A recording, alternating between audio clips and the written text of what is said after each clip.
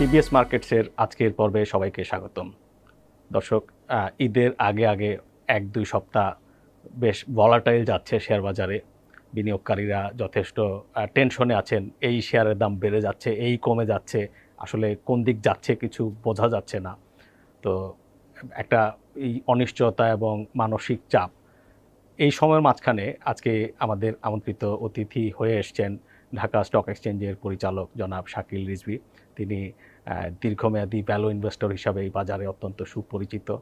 তিনি আমাদেরকে বলবেন তার নিশ্চিত থাকার ফর্মুলা, যে বিনিয়োগে নিশ্চিন্ত থাকা। শাকিল ভাই, স্বাগতম। জি, ধন্যবাদ আপনাকেও এবং দর্শকদেরও শুভেচ্ছা। বেশ টেনশনের সময় যাচ্ছে, আপনি তো প্রচুর ক্লায়েন্ট হ্যান্ডেল করেন। জি জি, তো আপনি বেশ ভালোই আছেন। মানে টেনশন তো মানে যেহেতু মানুষ লস করে, যার হার্ড অ্যান্ড মানি, তার তো বেশ টেনশনই থাকতে হয় এবং সেই অনিশ্চয়তা থেকেই কিন্তু টেনশনটা আসে। আর যদি আপনি এমন কোনো শেয়ার কিনে থাকেন যেটা মানে স্পেকুলেশনের চরম পর্যায়ে আছে, সেইখানে আরও টেনশনটা বাড়ায় দেয়। সেইখানে লাভও যেরকম আছে, ঝুঁকিও আছে। সেই ঝুঁকি, যেখানে অতি লাভ সেখানে অতি ঝুঁকি, সেই জায়গায় টেনশনটা বেশি আর কি। আর যেগুলার মানে বাড়া কমা কম, একটু স্থিতিশীল, সেইখানে আবার টেনশনটা কম আর কি। তো যারা ঝুঁকি নিতে বেশি পছন্দ করেন তাদের কিন্তু টেনশনও বেশি। ঝুঁকি নিয়ে লাভ হলে তো ভালো লাগে, কিন্তু যখন লোকসান হয় তখন তো মন খারাপ থাকে সবার। এই স্পেকুলেশনের এইটাই হলো, এটা স্পেকুলেশন যারা করে তারা আসলে কিন্তু যখন দাম কমে যায় তখন তারা বলে আমরা বিনিয়োগকারী। আসলে কিন্তু স্পেকুলেশন আমি যদি করি, আমি আসলে স্পেকুলেটর, আমি কিন্তু বিনিয়োগকারী না। যখন আমি আর কোথাও বিক্রি করতে পারি না, স্পেকুলেশনের একটা লাস্ট আছে, তো যখন আরেকজন বিক্রি করে, সেখানে তো একটা গেমের মতোই। এখানে কেউ যদি বেশি অফলোড করে দেয় তখন অন্যরা কিন্তু বিক্রি করতে পারতেছে না। এই না পারার পরে কিন্তু হতাশা সৃষ্টি হয় এবং এখান থেকেই মানে দুশ্চিন্তাটা তৈরি হয়। কারণ যিনি স্পেকুলেশন করেন উনি কিন্তু এটা ইনভেস্ট করার জন্য না। আমি 200 টাকা করে কিনছি, এটা আগামী সপ্তাহে 250 টাকায় বেচবো এই আশায়, কিন্তু উনি যিনি কিনছেন উনিও বিশ্বাস করেন এটা 200 টাকার শেয়ার না। আমি অনেকের সাথে আলাপ করছি, উনি বলতেছে যে আমি তো কিনছি মানে শর্ট টার্ম একটা প্রফিটের জন্য, ট্রেডিং করার জন্য, এটা ওইটা বিক্রি করা, এবং এটার গুণগত মান কি আছে, ডিভিডেন্ড দিবে কি দিবে না সেটাও না। কিন্তু যখন এটার উল্টা হয় তখনই প্রবলেমটা হয়, যখন যারা এর ভিতরে যারা স্মার্ট তারা হয়তো অফলোড করে দেয়, আর যারা এর ভিতরে বেরোইতে না পারে তারাই কিন্তু লাস্টে আবার ক্ষতিগ্রস্ত। আর যদি মার্জিনের টাকা হয় তাহলে তো আরও ভয়াবহ অবস্থা। আপনি তো সবসময় শেয়ারের ভ্যালু খোঁজার পরামর্শ দেন। আমাদেরকে আগের পর্বে আপনি যখন এসেছিলেন আপনি একটা ফর্মুলা দিয়েছিলেন যে দীর্ঘদিন ধরে রাখার মতো শেয়ার, শুধু সেগুলোতেই কেনা বেচা করতে হবে করতে চাইলে, অথবা ধরে রাখতে হবে অনেক কম দামে কিনে। এবং গত 4-5 মাসে আমরা দেখেছি এই ফর্মুলা ব্যাক টেস্ট করে দেখেছি যে একটা মডারেট, আপনি 25% রিটার্ন গ্যারান্টেড বলেছিলেন ঠিকমতো করতে পারলে, 25% বা তারও বেশি এসছে অনেক শেয়ার থেকে। এটা হয় কি, আপনি যদি মানে একটা 5 বছর সেগমেন্টে আপনি তাৎক্ষণিক এটা বোঝা যায় না। যদি আপনি 10 বছরের সেগমেন্টে দেখেন, আপনার লাভটা যদি হয়তো 6 মাসে হইল না কিন্তু 9 মাসে হয়ে গেল। এখন আপনি ধরেন আমরা যে অনুষ্ঠান নভেম্বরে করলাম, দেখা গেল যে হয়েছে। এখন আবার ওইভাবেই আর কি একটা পোর্টফোলিও তৈরি করে, যদি আমি আগে আমার সিলেকশনটা করতে হবে, আমি কোন কোন কোম্পানিতে থাকবো, কোন কোন কোম্পানিতে আমি ইনভেস্ট করব। এবং এই পোর্টফোলিও তাতে যদি আমি মনে করি যে আমার যেটা কাঙ্ক্ষিত লাভ ছিল 25%, তার মানে 1 বছর পরে 25%, এটা যদি হয়ে যায় তাহলে আমার সাজেশন হইল তখন বিক্রি করা উচিত। এবং আমি আরেকটা জিনিস বলবো, ওইটার সাথে ওই গত দিনের যেটা, এটার সাথে আরেকটা জিনিস যোগ করব। এটা করতে পারলে আপনি আরও মজা পাবেন। তখন আপনি মানে যদি একবার মার্কেটের এই মজাটা নিতে পারেন তখন কিন্তু আপনার আর কোনো কিছু চিন্তা করতে হবে না। একটা হলো মার্কেট আপনার উপরে ভর করে ফেলতেছে, তখন আপনি কি করতেছেন, আপনার টাকাটা মার্কেট নিয়ে যাচ্ছে, আপনি মার্কেটের গতি প্রকৃতির উপরে আপনার থাকতে হবে, তাইলে কিন্তু আর আপনার টাকাটা নিতে পারতেছে না। যেমন মনে করেন আপনার কথার কথা আমরা ধরলাম যে আপনার 20 লাখ টাকা আছে, আপনি 5টা শেয়ার কিনছেন, হ্যাঁ, তারপরে আপনি বা 3টা 4টা শেয়ার কিনছেন, একটা পোর্টফোলিও তৈরি করলেন, তারপরে দেখা গেল যে একটা শেয়ার আপনার অনেক ভালো শেয়ার অনেক তাড়াতাড়ি বেড়ে গেছে, যেটা বাড়বে অবশ্যই, হয়তো 2 বছর পরে যেটা বাড়ার কথা এটা আর্লি বেড়ে গেছে, তখন আপনি কিছু বিক্রি করে দিলেন, অর্ধেক বিক্রি করে দিলেন। তাতে কি হইলো, আপনার যদি কেনা 200 টাকা থাকে, আপনি যে অর্ধেক বিক্রি করছেন ডাবল দামে, তার মানে আপনার কস্টটা কিন্তু কমে গেল। বাকি যে শেয়ারটা রইল সেটা হয়তো একেবারে ন্যূনতম ফেস ভ্যালুতে অথবা জিরো ভ্যালুতে। এখন এই শেয়ারটা আপনার পোর্টফোলিওতে রাখতে হবে এবং এইভাবেই আপনার একটা পোর্টফোলিও তৈরি করতে হবে যার মানে বাজার দর 500 টাকা, শেয়ারের দাম আপনার পোর্টফোলিওতে কস্টে থাকবে 20 টাকা। কীভাবে 20 টাকা হলো? ওই যে কেনা বেচা করে লাভ করতে করতে কোনোটা জিরো ভ্যালু করে ফেলবেন। তখন আপনার যদি এইভাবে যদি একটা পোর্টফোলিও সাজাইতে পারেন, আপনার যে টুলসটা বলতে আপনার যে ক্যাপিটাল, এটারে আমি টুলস হিসেবে ধরতেছি, এই টুলস দিয়ে আপনি যা আর্ন করতেছেন সেই টাকা দিয়ে আপনি একটা পোর্টফোলিও আমি ধরে নিলাম আপনার এখান থেকে আর টাকা উইথড্র করতে হয় না, এখান থেকে আপনার কোনো সংসার খরচ বা কোনো কিছু করতে হচ্ছে না, তখন আপনি এই পোর্টফোলিওটাকে এমনভাবে বিন্যস্ত করেন যাতে আপনার পোর্টফোলিও একটা তৈরি হইলো, সেই পোর্টফোলিওর ভ্যালুগুলা প্রাইসগুলা এমন দাম থাকবে যেটা মার্কেটে যদি ইন্ডেক্স 200 পয়েন্টও পরে আপনার কিন্তু গায়ের উপর দা যাবে না। মানুষের গায়ের উপর দা যাইলো একেবারে হার্ড অ্যান্ড মানিটা যখন আপনি বেশি দামে শেয়ার কিনে, তখন যদি 20% বা 25% কমে যায়, তখন কিন্তু এটা খুবই বেদনাদায়ক। এবং ওইটাতে মাথায় রেখে আপনার আস্তে আস্তে করে, খুব একদিনে হবে না, এটা প্র্যাকটিস করতে করতে করতে করতে আপনি যদি 2-3 বছর এই আর্টটা শিখে ফেলতে পারেন, এটা যদি রপ্ত করে ফেলতে পারেন, তখন কিন্তু আপনার থেকে টাকা আর মার্কেট নিতে পারবে না, আপনাকে দিয়েই যেতে হবে, হয়তো একটু বসে থাকতে হবে কিছু সময়ের জন্য, কিছু সময়ের জন্য বসে থাকতে হবে, সব সময় নির্ভর থাকেন। হ্যাঁ, কিছু সময় হয়তো আপনার বসে থাকতে হবে, এই ধৈর্যটা আবার লাগবে মার্কেটে। অ্যাট দ্য সেম টাইম আপনার কিছুটা ধৈর্য থাকতে হবে। এবং কিসের উপরে ধৈর্য রাখবেন? যেই কোম্পানির উপরে ধৈর্য রাখা যায় সেটার উপরেই ধৈর্য রাখবেন। তবে অনেকে বলতে পারেন যে না, খারাপ কোম্পানির শেয়ারও বাড়ে, ঠিক আছে বাড়ে, কিন্তু আপনি টোটাল ইনভেস্টমেন্টটা যদি ওর পিছনে দেন, কোনো কারণে যদি যারা বাড়াইছেন তারা যদি বিক্রি করে দেন, তখন কিন্তু আমার অবস্থানটা, আমার ক্যাপিটালটা অনেক খারাপ অবস্থায় চলে যাবে। সেই স্পেকুলেশনও করবেন, যাই করেন না কেন, এন্ড অফ দ্য ডে আপনার পোর্টফোলিও যে শেয়ারগুলো থাকবে তার কস্ট কমাইতে হবে। আমাদের বেশিরভাগ ইনভেস্টাররা করে কি, সেটার কস্টটা বাড়ায় ফেলে। মনে করেন আপনি 5000 শেয়ার কিনছেন 200 টাকা করে, কথার কথা, এখন আপনি এটা কমে গেল, হয়ে গেল 150 টাকা, তখন আপনি অর্ধেক বিক্রি করলেন। এখন যে 2500 শেয়ারটা রইল, তার কস্ট কিন্তু ওই লস সহ চিন্তা করতে হবে। আপনি যে লসটা দিয়েছেন এখন কবে 400 হবে, কখন আপনার মূল টাকা পাবেন, কখন আপনি লাভ করবেন।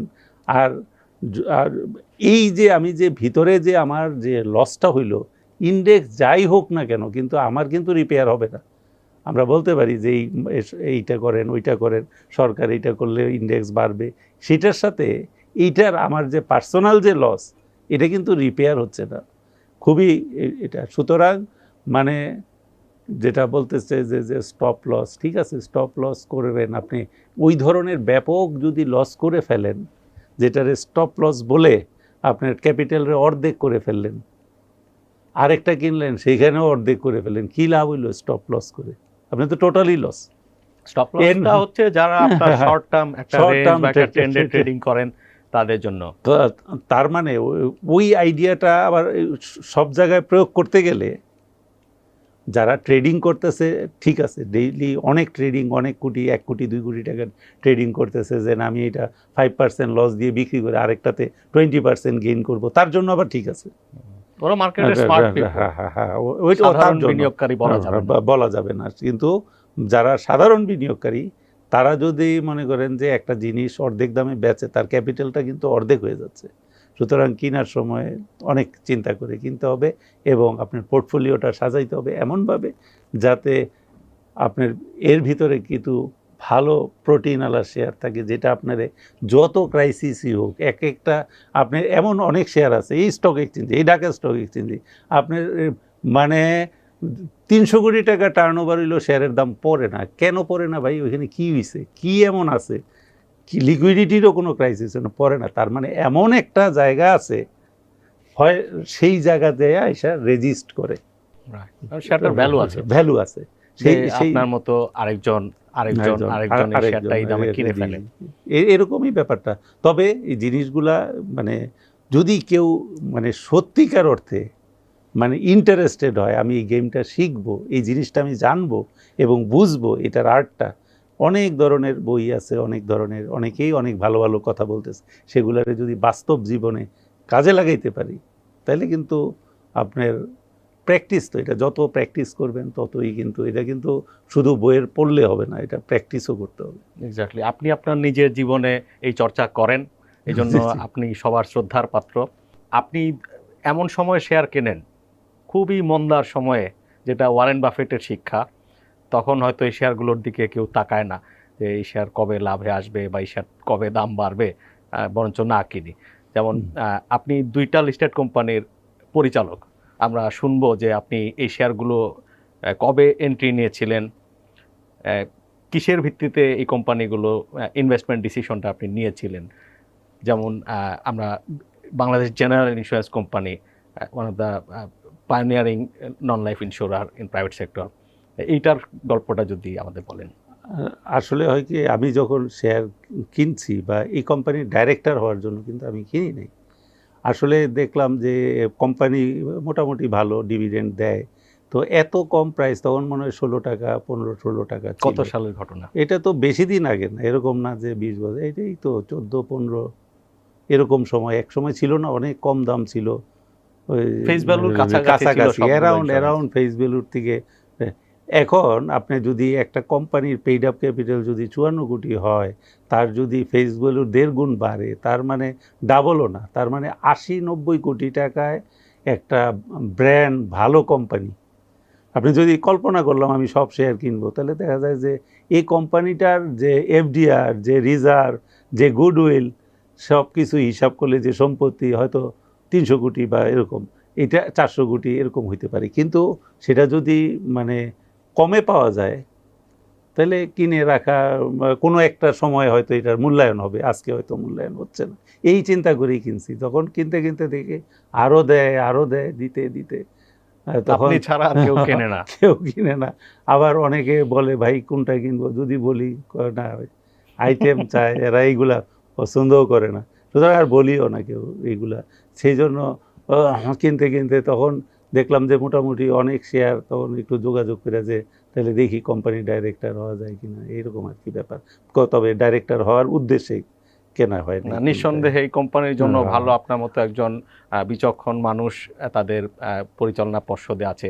আপনি ন্যাশনাল টি কোম্পানি, একসময় সরকারি, এখন সরকারি এবং বেসরকারি বিনিয়োগকারীরা মিলে চালাচ্ছেন, এটিরও শেয়ার হোল্ডার পরিচালক। আপনি প্রথম ন্যাশনাল টির শেয়ার কবে কিনেছিলেন? না, এইটা তো অনেক আগের, আমার তো এখনও কাগজের শেয়ার আছে, মনে করেন 97, 98, 95 সালেও ছিল ন্যাশনাল টি কোম্পানি শেয়ার। তো তখন তো অনেক দাম কম ছিল, সেটা তখনকার হিসাবে ধরেন এই শেয়ার বিক্রি হইতো 400 টাকা, 100 টাকার শেয়ার, তার মানে 40 টাকা 50 টাকা এরকম প্রাইস। 10 টাকা ফেস ভ্যালু না, 100 টাকায়, হ্যাঁ, মানে 10 টাকা হিসাব করলে 40 টাকা 50 টাকা। এখন আপনি মনে করেন অফিস থেকে আপনি বাসায় যাবেন, এখন যদি দেখেন 1000 টাকার নোট 500 টাকায় বিক্রি হচ্ছে, জেনুইন 1000 টাকা, দেখবো যে আসলে আসল না জাল। তো যদি জেনুইন হয়, এটাতে তো খালি একটা সময়ের ব্যাপার, এটা আপনি ধরে রাখার একটা সময়ের ব্যাপার। হয়তো এই সময়টা পার হয়ে গেলে আপনি হয়তো, আরেকটা কারণ হইল কি, মনে করেন যে কোনো সময় একটা ট্রেন্ড থাকে, যেমন বললেন যে আপনি ইন্স্যুরেন্স কোম্পানি, এক সময় কেউ জিজ্ঞেস করতো না, জেনারেল ইন্স্যুরেন্স কোম্পানি, একটা ট্রেন্ড ছিল, যে যার ছিল সব বিক্রি করে চলে যাচ্ছে, ঠিক না? তবে এটা ঠিক মানুষের চিন্তা করতে হবে যে আমি যে ভালো শেয়ারগুলো যে এত কম দামে বিক্রি করে যাচ্ছি, এটা নেট অ্যাসেট ভ্যালু, এটার ভবিষ্যৎ সব কিছু, স্পন্সরও ভালো, কিন্তু এই শেয়ারটা আমি কি আবার 2 বছর পরে ওই দামে কিনতে পারবো না, কিন্তু আমার আরও ডাবল দাম দিয়ে কিনতে হবে। কারণ শুধু যারা বিক্রি করতেছে, কেউ তো কিনতেছে। এখানে মনে করা হয় যে বেশি দামে কিনে সে ইনভেস্টার, আর যে কম দামে কিনে সে বলদ। বোকা। আপনার এই যে যেমন আপনি একটা কথা বলছিলেন যে এমনভাবে ইনভেস্টমেন্টটা করতে হবে যে পোর্টফোলিওতে যে শেয়ারগুলো থেকে যাবে তার কস্টিংটা যাতে আস্তে আস্তে কমতে থাকে, সম্ভব হলে এটি জিরো বা তার নিচে নামিয়ে আনতে হবে। অনেক দিনের চর্চায় এটি সম্ভব। আপনার এই ধরনের কোনো ইনভেস্টমেন্ট আছে কিনা? এরকম ইনভেস্টমেন্ট আমার অনেকগুলোই আছে, সেগুলো যেমন অনেক মাল্টি ন্যাশনাল কোম্পানিতেও হয়েছে। তবে মানে আগে যে দুইটা কোম্পানি আপনি বললেন সেটা কিন্তু আমি ডাইরেক্টর হওয়ার জন্য কিনি নাই, আমি শেয়ারের দাম কম ছিল। আবার একটা কোম্পানি আমার অনেক ছোটবেলায় ডাইরেক্টর হওয়ার শখ ছিল, এটা অনেক আগের কথা বলতেছি। কোন কোম্পানি? এটা হাইডেলবার্গ সিমেন্ট। ওকে। হ্যাঁ, তখন 100 টাকার শেয়ার, 100 টাকা ফেস ভ্যালু, বিক্রি হইতো মানে 10 টাকা হিসাব করলে 10 টাকাটা 12 টাকা, 12 টাকা বা 15 টাকা এক সময়। প্রচুর সংগ্রহ করতাম হাইডেলবার্গ, এটা স্ট্যাম্প কালেকশনের মতো। কাগজের শেয়ার তো, আবার রাত্রেবেলা দেখতাম কতগুলো হয়েছে, আবার গুনতাম, মজা লাগতো। ওই যে নোটের মতো কাগজের শেয়ারের মজাই আলাদা, কিন্তু এবার পিস পিস গোনা যেত। এখন তো পোর্টফোলিওতে দেখি আমরা, কিন্তু কোনো কিছু গুনতেও পারি না। এটি যখন চিটাগং সিমেন্ট ছিল, চিটাগং সিমেন্ট ছিল। তো একটা পর্যায়ে দেখলাম যে কিনতে কিনতে আমার আর ডাইরেক্টর হওয়া হইল না। এটা যে কত দৌড় দিল, মানে ওকে, মানে ডাইরেক্টর হইতে পারি নাই, কিন্তু শেয়ার আমারে মাগনা করে দিয়ে গেছে, ফ্রি। এখনো আছে আপনার? এখনো কাগজের শেয়ার আছে, এখনো। ডিমেট এত না বিক্রি করছি, বিক্রি যে করি নাই তা না, কিন্তু কাগজের শেয়ার এখনো আছে। আচ্ছা, মানে এমন একটা প্রাইস, এমন একটা অ্যাসেট, আপনি এমন একটা দামে যদি কিনতে পারেন যে কোনো শেয়ার, এটা আপনি বাস্তব জীবনে যদি মনে করেন যে আপনি একটা অ্যাপার্টমেন্ট, এটা রিয়েল ভ্যালু 2 কোটি টাকা আপনি পাচ্ছেন 50 লাখ টাকায়, তাহলে তো এটা আজকে হয়তো ওই লোকটা খুব জরুরি দেখে বিক্রি করতেছে। এই ধরনের সুযোগ আসলে অন্য মানে কোনো শেয়ার বাজার ছাড়া কোথাও এতটা অ্যাবনরমালি কমে না বাড়েও না। অ্যাবনরমালি কমে, অনেকে প্যানিক হয়ে যায়, বিক্রি করে দেয় ভয়ে পায়।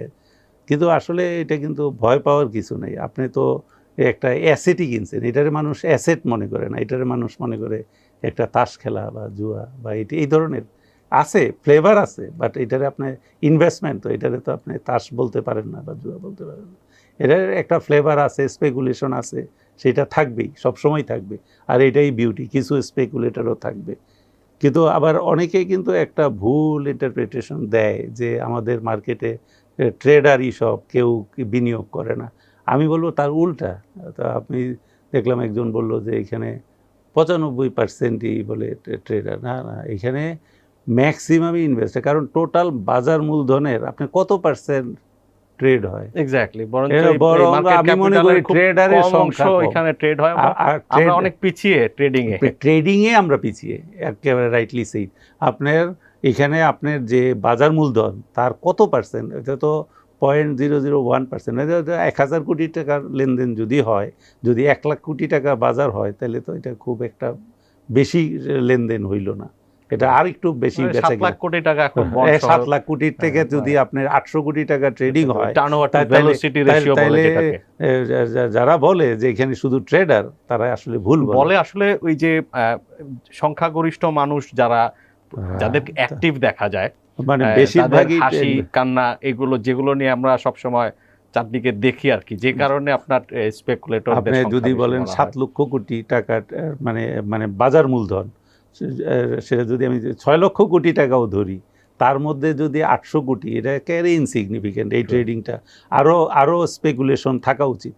এবং স্পেকুলেশন তো মানে খুব শর্ট হয়, এই বাইরে তো এটা চলতেই থাকে।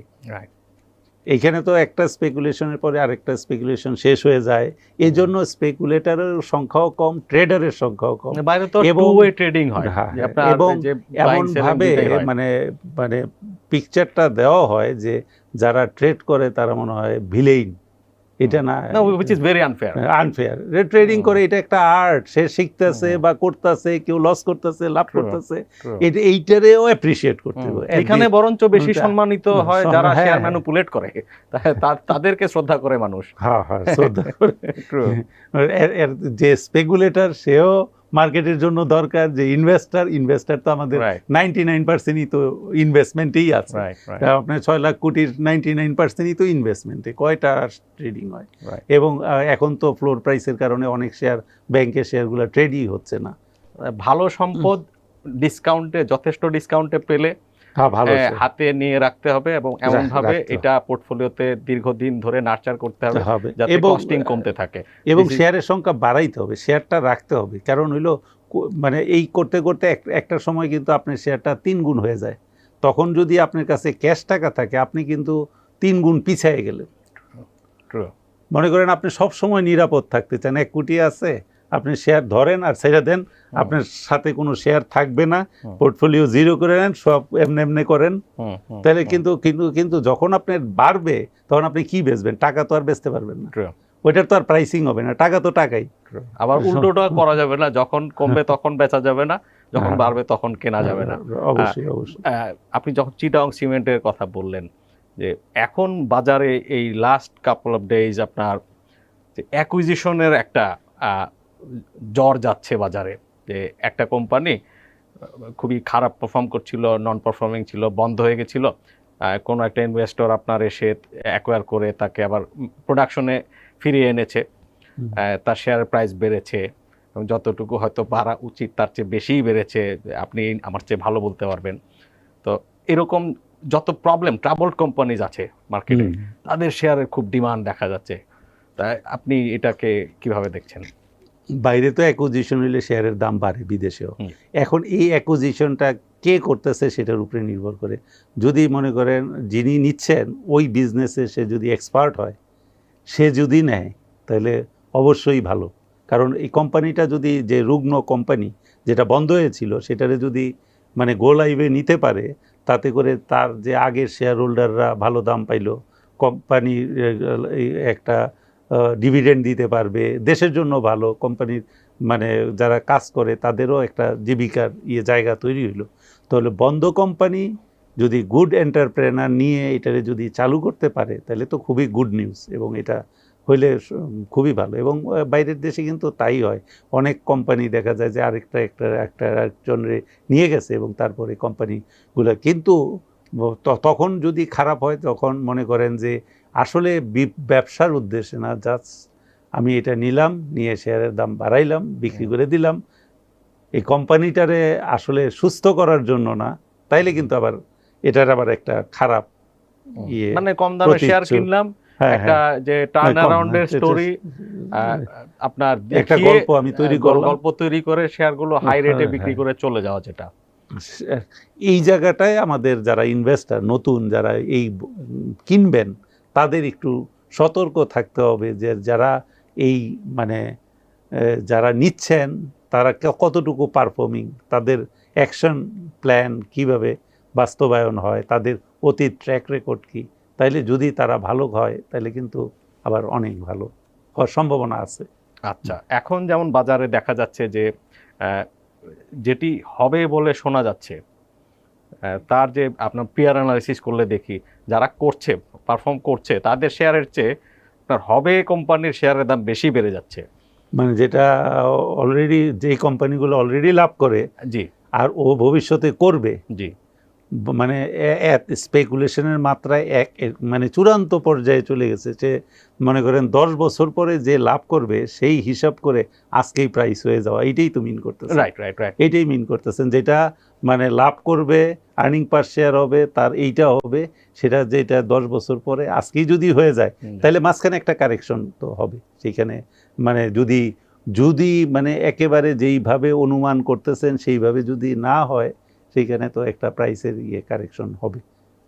সেই জন্য সেই জায়গাগুলোতে সতর্ক থাকতে হবে যাতে আমরা ওভার স্পেকুলেশন করে, মানে স্পেকুলেশনেরও একটা মাত্রা থাকা উচিত। আমি মানে এমন স্পেকুলেশন, আপনি একটা মানে স্বপ্নের ভিতরেও কিন্তু একটা নিয়ম আছে, মানে এমন কোনো স্বপ্ন আমরা দেখি না যেটা অবাস্তব। মানে ধরেন আপনি ঘুমাই রয়েছেন, স্বপ্নের মধ্যে দেখেন না যে হারিকেন গায়ে দিয়ে ঘুমাই রয়েছেন, রাইট, ওইটারও একটা মানে স্বপ্নেও আমরা পোশাকই গায়ে দিই, সে স্বপ্নের মধ্যে আমরা পোশাকই গায়ে দিই। তো এখন মনে করেন একটা অনেক আগের কোম্পানি, মনে করেন যে সে একটা এগ্রিকালচার করবে, হ্যাঁ, আপনার প্রজেকশন দিল খুব ভালো, হ্যাঁ, এইটাই এই হবে, এই সম্পদ হবে, কী সম্পদ হবে, মনে করেন আপনার কাছে অনেক চারা গাছ আছে, মনে করেন 1000 5000 চারা গাছ আছে সেগুন গাছের, এটা ভ্যালুয়েশন কত হবে 10 বছর পরে? অবশ্যই সবগুলা চারা গাছ যদি জীবিত থাকে, প্রতিটা যদি সেগুন গাছ হয়, প্রতিটা যদি 50,000 টাকা করে হয় গাছ, বা 1 লাখ টাকা করে হয়, তাহলে একটা হিউজ অ্যামাউন্ট। কিন্তু ওই দামে যদি আবার আজকে চারা যদি ছাগলে খেয়ে ফেলে তাহলেও আবার ঝুঁকি আছে। ওই প্রাইসটা যদি আজকে দিয়ে দেন আপনি ছোট চারা গাছের উপরে, এইটাই বুঝতে হবে আমি কখন কোন প্রাইসে কোন জায়গায় কত পেমেন্ট করব। তাহলে যে আমার যেটা মানে আমার আর মানে লাভ করার আর জায়গা থাকলো না। হ্যাঁ, স্পেকুলেশন করতে হবে, এইটাই আর্ট আর কি, যে যত বেটার স্পেকুলেশন করতে পারে, যার স্পেকুলেশনটা কারেক্ট হবে সেই উইনার আর কি। এটা খুবই রিস্কি, বাট যে করতে পারে তার জন্য আবার ভালো। বর্তমান বাজার পরিস্থিতি, একটা রাজনৈতিক অনিশ্চয়তা তো কিছু মাত্রায় এসছে ইলেকশন নিয়ে, এখন আবার আওয়াজ হচ্ছে অনেক। তারপরে বিদেশি দূতাবাস তারাও আগের চেয়ে অনেক ভোকাল এখানে ইলেকশন নিয়ে। তারপরে ম্যাক্রো ইকোনমিক ফ্রন্টে রেমিটেন্স আসছে এখন ঈদ উপলক্ষে, সামনে কি হবে এগুলো নিয়ে অনিশ্চয়তা আছে। তো বছরের আগামী 6 মাস, জুলাই টু ডিসেম্বর, শেয়ার বাজারটা কেমন যাবে বলে আপনি আশা করছেন? না, আমার মনে হয় যে যতটুকু মানে স্পেকুলেশন করে খারাপ হবে, সেই হিসাবে খারাপ তো অনেকটা হয়েই গেছে। এগুলারই স্পেকুলেশন করে কিন্তু অনেকটা, এখন আর আমার মনে হয় যে অতটা খারাপ হওয়ার কোনো জায়গা নেই, যেটা হওয়ার হয়ে গেছে। এখন আমাদের দেখার বিষয় হলো যে আমাদের কারেন্সি রেটটা কতটুকু কোন জায়গায় যে স্টেবল হয়, সেইটা একটা ইম্পর্টেন্ট। এইখানে আর তো মনে করেন যে এই ইলেকশন আসে, ইলেকশন যায়। আমি তো যখন থেকে আসছি তত আমার ছোট বয়স থেকেই আমরা কিন্তু, এখন তো অনেক স্থিতিশীল রাজনৈতিক অবস্থা, আমরা যখন ছিলাম তখন কিন্তু হরতালের ভিতরে ছিল, ভায়োলেন্ট ছিল, এবং সারাদিনই মিছিল, জ্বালাও পোড়াও এরকম এর ভিতরেই দেখছি। 72 ঘন্টা হরতাল, 73 ঘন্টা হরতাল, এরশাদ সাহেবের ওই যে গণ ওই যে 90-এর, তারপরে মানে পুরা আন্দোলনের ভিতরেই কিন্তু এই মার্কেট বড় হয়েছে। মার্কেট কিন্তু খুব একটা যে মানে একেবারে রাজনৈতিক গুড অ্যাটমসফিয়ারে কিন্তু বড় হয়নি। তারপরেও কিন্তু আপনি ধরেন 200 ইন্ডেক্স থেকে কিন্তু আজকে খারাপ সময়ও 6000 ইন্ডেক্স। তো এগুলা থাকবেই, রাজনীতি চলে যায়, কিন্তু মানে কোনো সম্পত্তি কিন্তু কেউ ফ্রি দিয়ে দেয় না। আপনার যে কোম্পানি শেয়ারটা কিনছে তার ভিতরেও কিন্তু অ্যাসেট আছে। এই কোম্পানিটা 2 বছর আগে বানাইতে যে খরচ যাইতো, আজকে কিন্তু ওইটা অডিটর হয়তো রিভ্যালুয়েশন করে নাই, কিন্তু প্রত্যেকটা কোম্পানির কিন্তু তার ভ্যালু বাড়ছে। এই জিনিসটা এখন বানাইতে গেলে ওই দামে আর বানানো যাবে না, তার যে সময় যে, সুতরাং এই অ্যাসেটের দাম কিন্তু বাড়ে, কিন্তু আমাদের দেশে সেটা হয় নাই, মানে যে শেয়ারের দামগুলো ওইভাবে অ্যাডজাস্টমেন্ট হয় নাই। তো আমার মনে হয় যে ইলেকশন এগুলার শেষ হইলে আবার এগুলার কিন্তু মূল্যায়ন হবে। যদি বাজার বেশি পড়েও যায় তাহলে আপনার মতো বিনিয়োগকারীদের জন্য এটা নিঃসন্দেহে একটা ভালো সুযোগ, আবার ডিসকাউন্টে অ্যাসেট কিনতে হবে, ডিসকাউন্টে অ্যাসেট কিনতে হবে। এবং ইয়েটা যেহেতু মানে যতই ভয় দেখাক, ভয় পাইতে হবে না, বুঝতে পারছেন? এখন মনে করেন আগের তো আরও পলিটিক্যালি মানে ডিজাস্টার ছিল, আমি মনে করি এখন বাংলাদেশের অনেক সুন্দর সময়।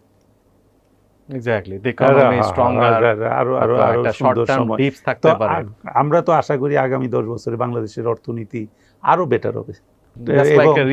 রিয়েল আপনার এক্সপোর্ট বাড়তেছে, রেমিটেন্স বাড়তেছে, আমাদের হয়তো প্রজেক্ট অনেকগুলা, সেগুলো তো শেষ হয়ে যাবে। তারপরে হোয়াটস নেক্সট? তারপরে কি মার্কেট, মনে করেন আপনার রেমিটেন্স অনেক আসলো, গার্মেন্টসের এক্সপোর্ট বাড়লো, যেটা বলে মনে করেন আমি এক্সপোর্ট করে যে আর্নটা করি, এটার উপরে কিন্তু বাংলাদেশ ব্যাংকের মুদ্রানীতি কিন্তু কাজ করে না। আমার ফ্রিডম আছে আমি কোথায় ইনভেস্ট করব, বুঝতে পারছেন? এই যে এক্সপোর্টের আর্নিং বা রেমিটেন্সের আর্নিং, এটা কিন্তু তার জায়গা সে খুঁজে বা বাইর করবে যে কোথায় ইনভেস্ট। তো কিছু অংশ তো অবশ্যই শেয়ার মার্কেটের। দেশের অর্থনীতি যদি আপনি 10 বছরে আমরা আশা করি আরও অনেক বড় হবে, যেটা আমরা 2040 না 42 সালের হিসাব করতেছি। তো এই সময়ে মার্কেট তো খারাপ হওয়ার কিছু নাই। আপনার সামনে এমন কোনো দেখা যাচ্ছে না যে declining economy. That's a long term view. Long term. আপনি বাংলাদেশের অর্থনীতি, শেয়ার বাজার দুটো নিয়েই দীর্ঘমেয়াদে অত্যন্ত বুলিশ। আপনাকে অসংখ্য ধন্যবাদ, ঈদের আগাম শুভেচ্ছা। আপনাকেও ধন্যবাদ, দর্শকদেরও ধন্যবাদ। শাকিল রিজভী ভাই, শেয়ার বাজারে কিভাবে আপনি নিশ্চিন্তে আপনার সম্পদ বাড়াতে পারেন তার ফর্মুলা দিলেন। তিনি বলছিলেন একটা দীর্ঘমেয়াদী ভিউ থাকতে হবে আপনাকে, তারপরে অত্যন্ত ডিসকাউন্টে শেয়ার বাজারে পাওয়া যায়, যেটা অর্থনীতির অন্য কোনো খাতে এত ডিসকাউন্টে সম্পদ পাওয়া যায় না। সেই ধরনের সময়ে তিনি তার নিজের জীবনের গল্প বললেন। 15-16 টাকা যখন চলে একটি বিমা কোম্পানির শেয়ার, তিনি বুঝেছিলেন যে কোম্পানিটির সম্পদ তার চেয়ে বেশি। এটি একসময় তখন কেউ কিনতো না, তিনি কিনতে কিনতে কিনতে কিনতে একসময় পরিচালক হওয়ার মতো যোগ্যতা অর্জন করে ফেললেন। এই শেয়ারে এখন তার যথেষ্ট প্রফিট আছে, তিনি সেখানকার শেয়ার হোল্ডার ডিরেক্টর। এটাই দীর্ঘমেয়াদী বিনিয়োগ, যার সৌন্দর্য আমরা উপলব্ধি করতে পারি যদি তার ফর্মুলা মেনে চলি। পরের পর্বে দেখা হবে।